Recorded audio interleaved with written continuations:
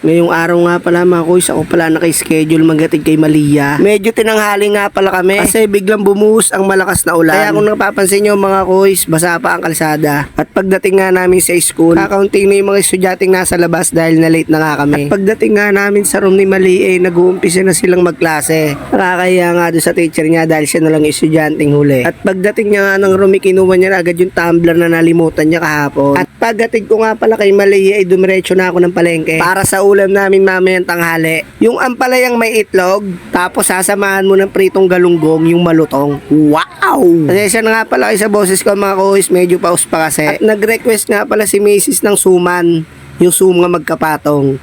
Ang hilig sa sapatong.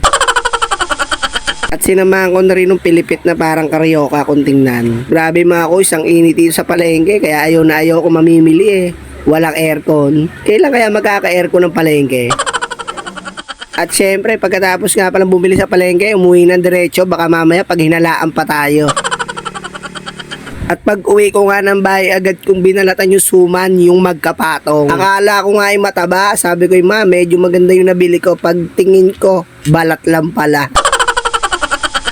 Pero okay na rin, lamang tiyan din naman to eh. Tsaka masarap daw to, sabi ni nanay. At yan po ang aking for today's video. Maraming salamat sa inyo mga kuys. Pasensya na kayo, medyo paus pa ako. Hindi pa ako makapag-upload ng video. Thank you po, God bless.